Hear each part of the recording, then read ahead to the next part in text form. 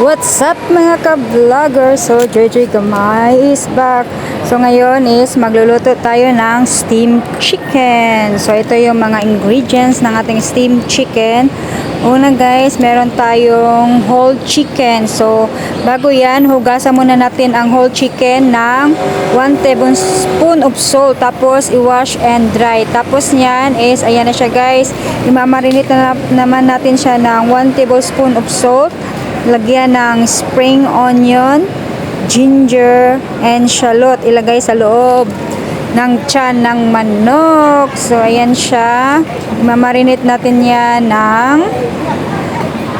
3 to 4 hours. Pwede ding overnight. Depende sa inyo kung kailan nyo lulutuin. So, ilalagay ko yung yung paa ng manok.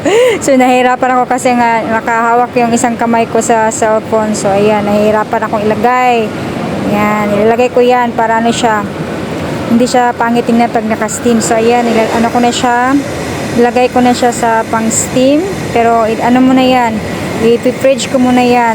Ayan, so ito na siya guys, ang ating steamed chicken. So lagyan ng spring onion sa ilalim para hindi mabalat yung skin niya. So ayan, nag-ano tayo ng tubig, nagpakulo. So i-steam natin siya ng 25 to 30 minutes depende sa laki ng inyong manok. So ayan ang ating steamed chicken. So pwede nyo na itong itry sa inyong mga ahon. Tsak magugustuhan nila. Simple lang siya pero masarap. No need na siya ng sauce kasi ano siya, lasadong lasado na, promise. You can try it guys. So ayan na ang ating steamed chicken. Perfect. O diba? Thank you for watching. Bye.